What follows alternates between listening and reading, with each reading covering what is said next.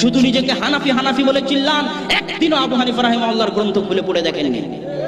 পড়ে দেখেন আল ফিকহুল আকবার, স্বয়ং আবু হানিফা রাহিমাহুল্লাহ আল ফিকহুল আকবরের মধ্যে বলেছেন, তিনি বলেছেন ইন্না লিল্লাহি ইয়াদ, আল্লাহ সুবহানাহু ওয়া তাআলার হাত রয়েছে। কেউ যদি বলে আন্না ইয়াদাল্লাহি কুওয়া, যে আল্লাহর হাত হচ্ছে শক্তি, ফাহুয়া ইবতালুস সিফাত, তাহলে এটা হচ্ছে আল্লাহর সিফাতকে বাতিল করা, আল্লাহর সিফাতের অর্থকে বিকৃতি করা, এটা হতে পারে না। স্বয়ং আবু হানিফা রাহিমাহুল্লাহ বলেছেন।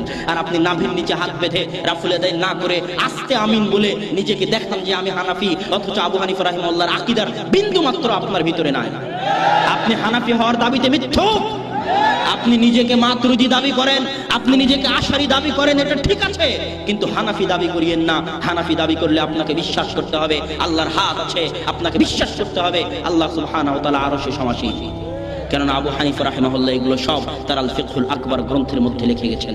সম্মানিত উপস্থিতি, আজকে যারা আল্লাহ সুবহানাহু ওয়া তাআলাকে সর্বত্র